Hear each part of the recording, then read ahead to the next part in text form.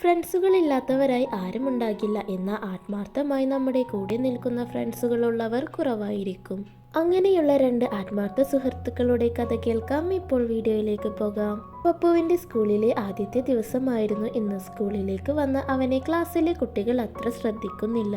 ഇതിനു കാരണം അവന്റെ ദേഹത്തെ കൂർത്ത മുള്ളുകളായിരുന്നു. തനിച്ചിരിക്കുന്ന അവനെ പുഞ്ചിരി കൊണ്ട് ഹായ് കൊടുത്തത് അണ്ണാൻകുഞ്ഞ് ലില്ലിയാണ്. സ്കൂൾ ബസ്സിൽ പോലും ഒരാളും അവനെ കൂടെ ഇരുത്തുന്നില്ല. പപ്പു മാറി ഒറ്റയ്ക്കിരിക്കുന്നു. ഇതെല്ലാം ലില്ലി ശ്രദ്ധിക്കുന്നുണ്ട്. ക്ലാസ്സിലെ കുട്ടികൾ ബാസ്കറ്റ് ബോൾ കളിക്കുന്നത് കണ്ട് അവരോടൊപ്പം കളിക്കാനായി നിന്നപ്പോൾ ബോൾ അവന്റെ കൂർത്ത മുള്ളിൽ കൊണ്ട് കാറ്റുപോയി. അവനെ ഒന്ന് ഊഞ്ഞാലാട്ടാൻ പോലും അവന്റെ ക്ലാസ്സിലെ കുട്ടികൾക്ക് പേടിയായിരുന്നു. മുള്ളെങ്ങാനും കയ്യിൽ കൊണ്ടാലോ? അവന്റെ ഒറ്റപ്പെടൽ മനസ്സിലാക്കി ലില്ലി ബസ്സിൽ അവനെ തന്റെ കൂടെ ഇരുത്തി. എന്നാൽ ഒരു ബ്രേക്കിൽ അവന്റെ മുള്ള് ലില്ലിയുടെ മുഖത്ത് കൊണ്ട് മുറിയായി. അവൻ അവിടെ നിന്നും മാറിയിരുന്നു. അങ്ങനെ ദിവസങ്ങൾ പോകവേ ഒരു ക്രിസ്മസ് ദിവസം ക്ലാസ്സിൽ നിന്ന് പുറത്തേക്ക് വന്ന അവൻ കാണുന്നത് തന്റെ ക്ലാസ്സിലെ എല്ലാ കുട്ടികളും അവിടെ അവനായി കാത്തു നിൽക്കുന്നതാണ്. അപ്പോൾ ലില്ലി അവന് നേരെ ഒരു ഗിഫ്റ്റും നീട്ടുന്നു. ആകാംക്ഷയോടെ പപ്പു ഗിഫ്റ്റ് തുറന്നു നോക്കിയപ്പോൾ അതിൽ നിറയെ പഞ്ഞികളായിരുന്നു. അവനൊന്നും മനസ്സിലായില്ല. അപ്പോൾ ലില്ലി അതിലെ ഒരു പഞ്ഞിയെടുത്ത് പപ്പുവിന്റെ കൂർത്ത മുള്ളുകളിൽ കുത്തുവെച്ചു. മറ്റു കുട്ടികളും ഇതുതന്നെ ആവർത്തിച്ചു. പപ്പുവിന്റെ കൂർത്ത മുള്ളുകളിൽ ഇപ്പോൾ പഞ്ഞിയുള്ളത് കൊണ്ട് അവന്റെ മുള്ളു തട്ടി ആർക്കും പരിക്കുണ്ടാകില്ല. ഇതുതന്നെയായിരുന്നു അവർക്കും വേണ്ടിയിരുന്നത്. എന്നിട്ട് എല്ലാവരും വളരെ സ്നേഹത്തോടെ പപ്പുവിനെ ഹഗ് ചെയ്യുന്നു.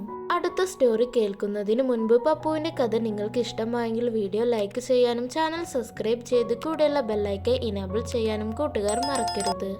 ഒരു കൂട്ടം പക്ഷികൾ ഭൂമിയിലേക്ക് വന്ന് മനുഷ്യർക്ക് ആവശ്യമുള്ള സാധനങ്ങൾ കൊടുക്കുന്നു. അത് എന്തൊക്കെയാണെന്ന് വെച്ചാൽ പൂച്ചക്കുഞ്ഞ്, പപ്പിക്കുഞ്ഞ്, എന്തിന് മനുഷ്യക്കുഞ്ഞിനെ പോലും ഈ പക്ഷികൾ കൊടുക്കുന്നു. എന്നിട്ട് അവർ തിരിച്ച് ആകാശത്തിലേക്ക് പോകുന്നു.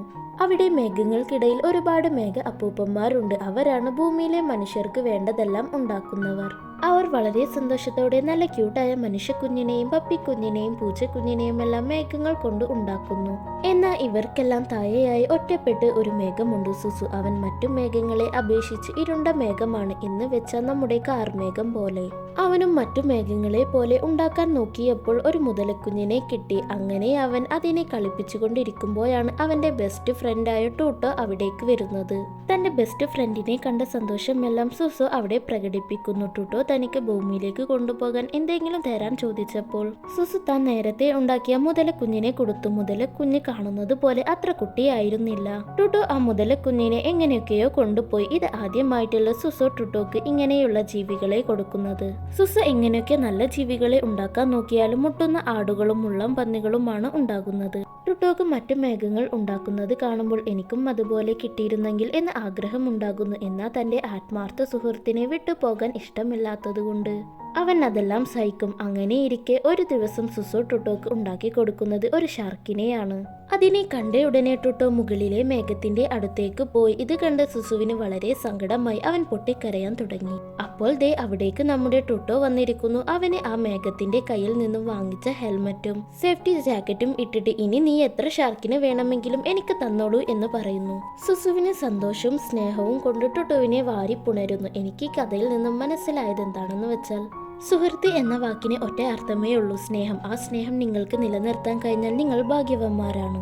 നിങ്ങൾക്കും ഇതുപോലത്തെ നല്ല സുഹൃത്തുക്കൾ ഉണ്ടെങ്കിൽ തീർച്ചയായും കമന്റിൽ പറയുക. വീഡിയോ ഇഷ്ടമായ ലൈക്ക് ചെയ്യാനും നമ്മുടെ ചാനൽ സബ്സ്ക്രൈബ് ചെയ്ത് കൂടെയുള്ള ബെല്ലൈക്കൺ ഇനേബിൾ ചെയ്യാനും കൂട്ടുകാർ മറക്കരുത്. അപ്പോൾ മറ്റൊരു അടിപൊളി വീഡിയോയുമായി വരുന്നത് വരേക്കും എൻ്റെ എല്ലാ കൂട്ടുകാർക്കും ബൈ.